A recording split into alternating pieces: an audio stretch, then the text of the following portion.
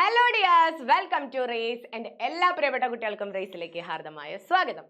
അപ്പോൾ മക്കളെ, നമ്മൾ ഇന്ന് പഠിക്കാൻ പോകുന്ന പാഠം അല്ലെങ്കിൽ ഈ ഒരു കോണ്ടന്റ് വീഡിയോന്റെ ആശയം നമ്മൾ ചർച്ച ചെയ്യുന്നതൊക്കെ ഏത് പാഠത്തിൻ്റെയാ?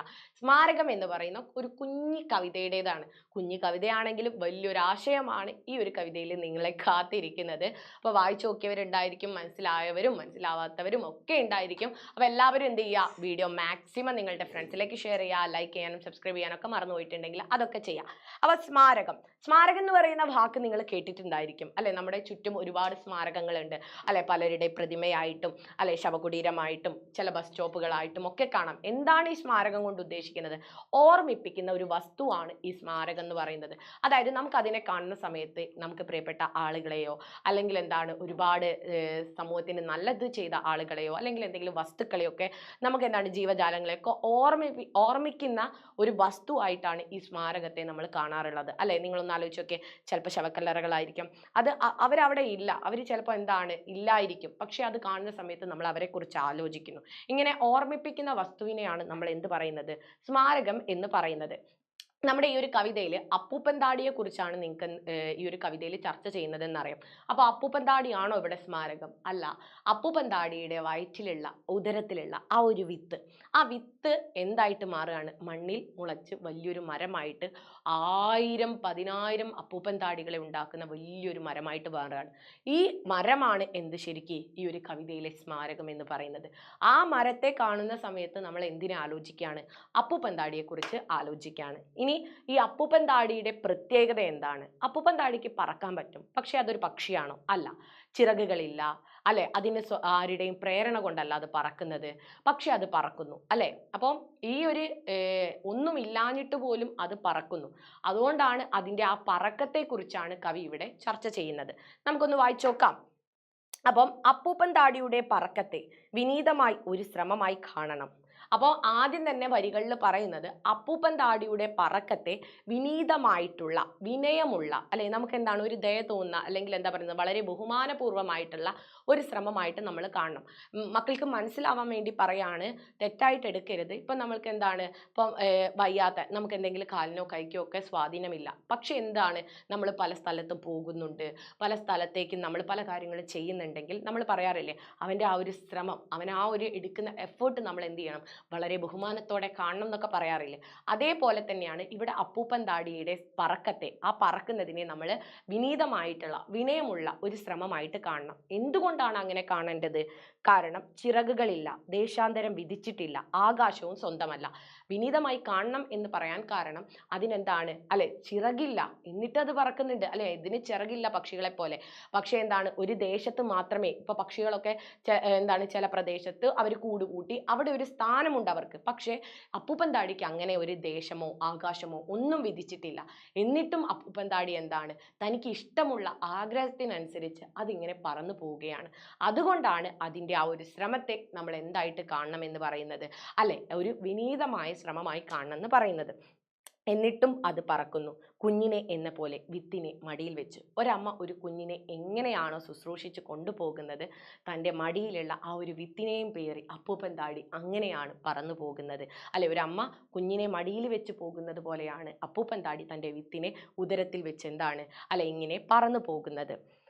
അത് കാണും സ്വപ്നത്തിലെ മരത്തിൻ്റെ തണലിൽ നാളെ ഒരാൾ വന്നിളവേൽക്കും എന്ന കവിത അതിനറിയില്ല. അത് കാണും സ്വപ്നത്തിലെ, അതായത് നമുക്കറിയാം ഒരിക്കൽ അതിനൊരു ലക്ഷ്യമുണ്ട്, ഇങ്ങനെ കുറേ പറക്കണം, പക്ഷേ അതിനറിയില്ല തൻ്റെ എന്താണ് ഉദരത്തിലുള്ള, വയറ്റിലുള്ള ഈ ഒരു വിത്ത് മണ്ണിൽ വീണ് വലിയ മരമാകും എന്നുള്ള ആശയം ഒന്നും ആർക്കറിയില്ല. നമ്മുടെ ഈ ഒരു അപ്പൂപ്പൻ താടിക്ക് അറിയില്ല. പക്ഷെ എന്നിട്ടും എന്താണ്, അത് പറക്കുന്നുണ്ട്. അതായത് അറിവില്ലായ്മയുടെ ഭാരക്കുറവിൽ അത് പറക്കുന്നു. കാരണം നമുക്ക് എപ്പോഴും പലപ്പോഴും എന്താണ് നമ്മൾ വിചാരിക്കുന്നത്, കുറേ അറിവുണ്ടെങ്കിലാണ് അല്ലെ ജീവിതം സുന്ദരമാവുക എന്നാ. ഇപ്പോൾ നിങ്ങളൊന്ന് ആലോചിച്ച് നോക്കിയേ, ഇപ്പം നമ്മളൊരു കുഞ്ഞ് ജനിക്കുന്നത് മുതൽ ആ കുഞ്ഞിൻ്റെ വിദ്യാഭ്യാസം, കുഞ്ഞ് 10ാം ക്ലാസ് പഠിക്കണം, കുഞ്ഞ് ഇന്ന ജോലിയിലേക്ക് പോകണം, ജോലി കിട്ടിയിട്ട് ഇന്ന സ്ഥലത്ത് വർക്ക് ചെയ്യണം, ഇങ്ങനെയുള്ള ഒരു ചട്ടക്കൂട് ഒരു കുഞ്ഞ് ജനിക്കുന്നത് മുതൽ ആ കുഞ്ഞിന് കൊടുക്കുന്നുണ്ട് അല്ലെ? നമ്മുടെ ദുൽഖറൊക്കെ പറയുന്നത് പോലെ ഒരു പ്രഷർ കുക്കറിനുള്ളിലുള്ള ജീവിതമാണ് നമ്മുടെ ഈ ഒരു സൊസൈറ്റി എന്താണ് ഓരോ ആളുകൾക്കും കൊടുത്തിട്ടുള്ളത്.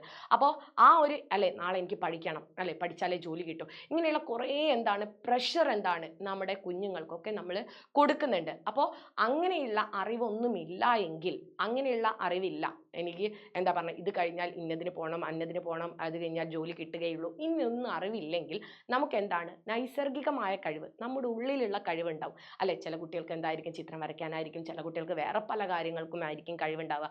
ആ കഴിവൊക്കെ ഇങ്ങനെ ഉണർത്താനുള്ള ഒരു സിറ്റുവേഷൻ, സാഹചര്യം അവർ ഉണ്ടാക്കിയെടുക്കും അല്ലെ. ഇതിനെക്കുറിച്ച് അല്ലെ മുന്നോട്ടുള്ള ഭാവിയെ കുറിച്ചിട്ടുള്ള ഒരു അറിവും ഇല്ലെങ്കിൽ അവർ സ്വന്തമായിട്ട് എന്ത് ചെയ്യും, പല വഴികളും കണ്ടെത്തി അവർക്ക് ഇഷ്ടമുള്ള വഴികൾ അവർ തിരഞ്ഞെടുക്കും.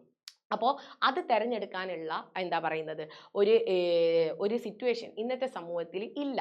അപ്പോൾ അതാണ് ഇവിടെ വീരാൻകുട്ടി മാസ്റ്റർ പറയാതെ പറയുന്നത്. ഇവിടെ അപ്പൂപ്പൻ താടി പറക്കുന്നത് അറിവില്ലായ്മയുടെ ഭാരക്കുറവിലാണ് അല്ലെ. എന്താണ് തൻ്റെ വിത്ത് നാളെ വലിയൊരു മരമാകും, കുറേ ആളുകൾ തണലേകുന്നതായിരിക്കും, കുറേ പക്ഷികൾക്ക് കൂട് കൂട്ടണം, അങ്ങനെയൊന്നുള്ള ഒരു അറിവും എന്താണ് അപ്പൂപ്പൻ താടിക്കില്ല. അതൊക്കെ ഉണ്ടെങ്കിൽ അപ്പൂപ്പൻ താടിക്ക് എന്താണ് ഈ വിത്ത് ഈശ്വര വളക്കൂറുള്ള മണ്ണിലിടണമല്ലോ എന്നൊക്കെയുള്ള ചിന്തകൾ വരും. അപ്പോൾ അപ്പൂപ്പൻ താടിക്ക് നന്നായിട്ട് പറക്കാൻ പറ്റില്ല. അപ്പോൾ ഈ ഒരു അറിവില്ലായ്മ കൊണ്ടാണ് അപ്പൂപ്പൻ താടിക്ക് നന്നായിട്ട് പറക്കാൻ പറ്റുന്നത് എന്നാണ് ആര് പറയുന്നത്, വീരാൻകുട്ടി മാസ്റ്റർ പറയുന്നത്. അറിവില്ലായ്മയുടെ ഭാരക്കുറവിൽ അത് പറക്കുന്നു. ഇവിടെ അപ്പൂപ്പൻ താടിയുടെ അറിവില്ലായ്മ എന്ന് പറയുന്നത് തൻ്റെ മടിയിലുള്ള അല്ലെങ്കിൽ ഉദരത്തിലുള്ള വിത്ത് എന്താണ് വലിയ മരമാകുമെന്നോ നാളെ കുറേ പേർക്ക് തണലേകാനുള്ളതാണെന്നോ ഉള്ള അറിവ് അപ്പൂപ്പൻ താടിക്കില്ല. അതുകൊണ്ട് തന്നെയാണ് അതിനെന്താണ് സ്വതന്ത്രമായിട്ടും ഇഷ്ടമുള്ള ദിശയിലേക്കും അതിന് പറക്കാൻ പറ്റുന്നത്. മനസ്സിലായല്ലോ.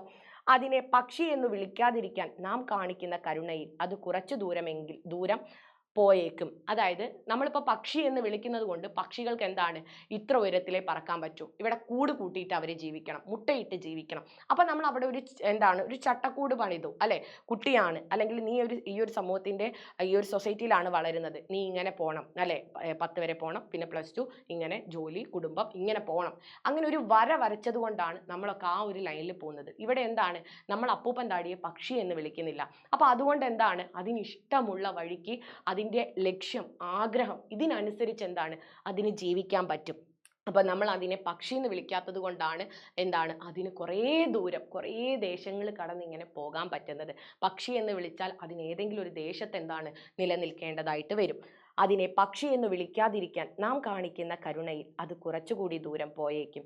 ധീരമെങ്കിലും എളിയ അതിൻ്റെ ശ്രമം വീണു പോകുന്നിടത്ത് സ്മാരകമായി വരും. ആദ്യം നമ്മൾ വിനീതമായിട്ടുള്ള ശ്രമം എന്നാണ് അപ്പൂപ്പൻ താടിയുടെ പറക്കത്തെ പറഞ്ഞത്. എന്നാൽ അവസാന ഭാഗത്ത് വീരാൻകുട്ടി മാസ്റ്റർ അത് ധീരമായിട്ടുള്ള എന്താണ് പറക്കമായിട്ടാണ് പറയുന്നത്. എന്തുകൊണ്ടാ? അതിനെ എന്താണോ അതിൻ്റെ റീസൺ, ഇപ്പം മിസ് പറഞ്ഞില്ലേ, ഒരു കാലോ കയ്യോ ഇല്ലാത്ത ഒരാൾ ഒരു കാര്യം ചെയ്യുന്നുണ്ടെങ്കിൽ നമ്മൾ അതിനെ റെസ്പെക്ട് ചെയ്യണം. കൂടാതെ നമ്മൾ അതൊരു ധീരമായിട്ടുള്ള പ്രവൃത്തിയായിട്ട് കാണാൻ വേണം. കാരണം അതില്ല എന്ന് പറഞ്ഞിട്ട് ഒരു സ്ഥലത്ത് ഇരിക്കല്ല ചെയ്യുന്നത്, മറിച്ച് എന്തെങ്കിലുമൊക്കെ ചെയ്യാൻ ശ്രമിക്കുകയാണ്. അതേപോലെ തന്നെയാണ് അപ്പൂപ്പൻ താടിയും അല്ലെ. അതിന് ചിറകില്ല അല്ലെങ്കിൽ ഒരാളുടെ പ്രേരണയില്ല, ഒന്നുമില്ലാഞ്ഞിട്ട് പോലും അപ്പൂപ്പൻ താടി എന്താണ് തൻ്റെ ഇഷ്ടത്തിനനുസരിച്ച് പറക്കണമെന്ന ആഗ്രഹത്തിൽ അത് പറക്കാണ്. അതുകൊണ്ടാണ് വീരാൻകുട്ടി മാസ്റ്റർ അതിനെ ധീരമായിട്ടുള്ള ശ്രമമായിട്ട് കൂടെ കാണുന്നത്. ധീരമെങ്കിലും എളിയ അതിൻ്റെ ശ്രമം വീണു പോകുന്നിടത്ത്, എവിടെയാണോ അപ്പൂപ്പൻ താടി അല്ലെ പറക്കാൻ പറ്റാതെ വീണു പോകുന്നത്, അവിടെ തൻ്റെ എന്താണ് മടിയിലുള്ള ആ ഒരു വിത്ത് അല്ലെ എങ്ങനെയാണ് സ്മാരകമായിട്ട് അല്ലെ, ആ വിത്താണ് സ്മാരകമായിട്ട് മാറുക. വിത്ത് സ്മാരകമായി ഉയർന്നു വന്നേക്കും, ആരും അറിയാതെ നാളെ ഒരു മരം. അപ്പോൾ ആ ഒരു മരം എന്താണ് നാളെ ഉയർന്നു വരും. എന്തിനാണ് ആ മരം കാണുന്ന സമയത്ത് നമ്മൾ ഈ അപ്പൂപ്പൻ താടിയെ ആലോചിക്കും. ഇത്രയേ ഉള്ളൂ. അപ്പോൾ ആദ്യ ഭാഗത്ത് എന്താണ് അപ്പൂപ്പൻ താടിയുടെ ശ്രമത്തെ എളിയ ശ്രമമായിട്ട് പറയുന്നു. പിന്നീട് എന്താണ് അതിന് അറിവില്ലായ്മയുടെ ഭാരക്കുറവിലാണ് അത് കൂടുതൽ ദൂരം പറക്കുന്നതെന്നും അതിനെ പക്ഷി എന്ന് വിളിക്കാതിരിക്കുന്നത് കൊണ്ട് അതിന് കുറച്ചുകൂടെ ദൂരം അല്ലെ ഒരു എന്താണ് ബൗണ്ടറി നമ്മൾ സെറ്റ് ചെയ്യാത്തത് കൊണ്ട് അതിന് കൂടുതൽ ദൂരം പറക്കാൻ സാധിക്കുമെന്നും, കൂടാതെ അതിൻ്റെ ആ ഒരു ശ്രമം ധീരമായിട്ട് എന്നുകൂടെയാണ് അവസാന ഭാഗത്തിലേക്ക് എത്തുമ്പോൾ കവി അവിടെ വിശദീകരിക്കുന്നത്. ഓക്കെ, ക്ലിയർ ആയി എന്ന് വിചാരിക്കുന്നു. ഇനി ഇതിൻ്റെ ആശയം ഒന്ന് നമുക്ക് നോക്കാം. ഓക്കെ, ഇവിടെ വായിക്കാം. പ്രവേശകം നിങ്ങൾക്ക് ഓർമ്മയുണ്ടല്ലോ, ഇളംകാറ്റിൽ തൂവലുകൾ മണ്ണിലേക്ക് എന്ന് പറയുന്ന ആ ഒരു പ്രവേശകത്തിൽ നിന്ന് പോലും നിങ്ങൾക്ക് ചോദ്യം വരും. ആ വരിയുടെ അർത്ഥം ഇത്രയേ ഉള്ളൂ. അതായത് പക്ഷികൾ പറക്കുന്ന സമയത്ത് തൂവലുകൾ താഴോട്ട് വീണു പോകാറില്ലേ, പക്ഷേ തൻ്റെ ശരീരത്തിൽ നിന്നും 1-2 തൂവൽ പൊഴിഞ്ഞു പോയി എന്ന് വിചാരിച്ച് പക്ഷികൾ അതിൽ സങ്കടപ്പെട്ട് ഇരിക്കാറാണോ പതിവ്? അല്ല. ഇതേപോലെ തന്നെയാണ് അവരെവിടേക്കാണോ തങ്ങൾ പറക്കുന്നത് അല്ലെങ്കിൽ തങ്ങളുടെ ലക്ഷ്യം എന്താണോ ആ ദിശ ലക്ഷ്യമാക്കിക്കൊണ്ടാണ് പറക്കുക. അതുപോലെ ആയിരിക്കണം നാം. അല്ലെ, നമുക്ക് എന്താണ്, നമ്മളൊരു ലക്ഷ്യസ്ഥാനം വെച്ചുകൊണ്ട് അല്ലെങ്കിൽ എന്തെങ്കിലും ഒരു സ്വപ്നം കണ്ടുകൊണ്ട് മുന്നേറുന്ന സമയത്ത് ചില സമയത്ത് നമുക്ക് അടി പതറിപ്പോയേക്കാം. പക്ഷേ നമ്മൾ അങ്ങനെ കാലിടറുന്ന സമയത്ത് അതിൽ നിന്നും ഊർജം ഉൾക്കൊണ്ടുകൊണ്ട് ഇതൊക്കെ ഇതിന്റെ ഭാഗമാണ് എന്ന് മനസ്സിലാക്കിക്കൊണ്ട് മുന്നേറുകയാണ് ചെയ്യേണ്ടത്. അല്ലാതെ വീണു പോകുന്നിടത്ത് നമ്മൾ എന്താണ് അവിടെ നമ്മൾ നമ്മുടെ ആ ഒരു സ്വപ്നങ്ങളെ ഇല്ലാതാക്കി ആ ഒരു സ്വപ്നങ്ങൾ ഇല്ലാതാക്കി അല്ലെങ്കിൽ അവിടെ വീണു പോവുകയല്ല ചെയ്യേണ്ടത്. അതിൽ നിന്നും ഊർജം ഉൾക്കൊണ്ട് മുന്നേറുകയാണ് ചെയ്യേണ്ടത് എന്നാണ് ഈ ഒരു വരിയുടെ ആശയം. ഇളം കാറ്റിൽ തൂവലുകൾ മണ്ണിലേക്ക് പറവയുടെ വഴികൾ തെളിയുന്നു. അതായത് ഇത്രയേ ഉള്ളൂ. നഷ്ടപ്പെട്ടതിനെ ഓർത്ത് യാത്രകൾ അവസാനിപ്പിക്കുകയല്ല. യാത്രകളിൽ പല പ്രതിസന്ധികളും പ്രയാസങ്ങളും വന്നാലും അതെല്ലാം അതിജീവിച്ച് തരണം ചെയ്ത് നമ്മൾ യാത്ര തുടരണം എന്നതാണ് ഈ വരിയുടെ ആശയം. ക്ലിയർ ആയല്ലോ? ഇനി സ്മാരകത്തിൽ പറയുകയാണെങ്കിൽ വീരാൻകുട്ടിയുടെ സ്മാരകം എന്ന കവിത അപ്പൂപ്പൻ താടിയുടെ പറക്കലിനെ കുറിച്ചാണ് പറയുന്നത്. വലിയ വലിയ പ്രതീക്ഷകളുടെ ഭാരമില്ലാതെ വിത്തിനെയും മടിയിൽ വെച്ച് അത് പറക്കുന്നു. ധീരമെങ്കിലും എളിയ ശ്രമം സാർത്ഥകമാകുന്നത് അത് വീണിടത്ത് നാളെ ആരും അറിയാതെ ഒരു മരം ഉയർന്നു വന്ന് തണൽ വിരിക്കുമ്പോഴാണ്, ഒരു സ്മാരകമായി മാറുമ്പോഴാണ്. തങ്ങളുടെ യഥാർത്ഥ ശക്തിയും കഴിവിനെയും സ്വയം തിരിച്ചറിഞ്ഞ് സ്വന്തം വഴികൾ കണ്ടെത്തി മുന്നോട്ട് പോകുന്നവർക്ക് കാലത്തെയും അതിജീവിച്ച് മുന്നോട്ട് പോകാൻ കഴിയുമെന്ന ജീവിത പാഠമാണ് അപ്പൂപ്പൻ താടിയുടെ ജീവിതയാത്ര നമ്മെ ഓർമ്മിപ്പിക്കുന്നത്. അപ്പോൾ ഇതൊന്ന് നോട്ടിലേക്ക് എഴുതിയെടുക്കുക. ആശയം വളരെ നല്ല രീതിക്ക് മക്കൾക്ക് മനസ്സിലായി എന്ന് വിചാരിക്കുന്നു. വീഡിയോ ലൈക്ക് ചെയ്യാനും ഷെയർ ചെയ്യാനും ചാനൽ സബ്സ്ക്രൈബ് ചെയ്യാനും മറന്നു പോകരുത്. അപ്പോൾ നമുക്ക് മറ്റൊരു വീഡിയോയിൽ കാണാം. അതുവരെ ടാറ്റാ ബൈ.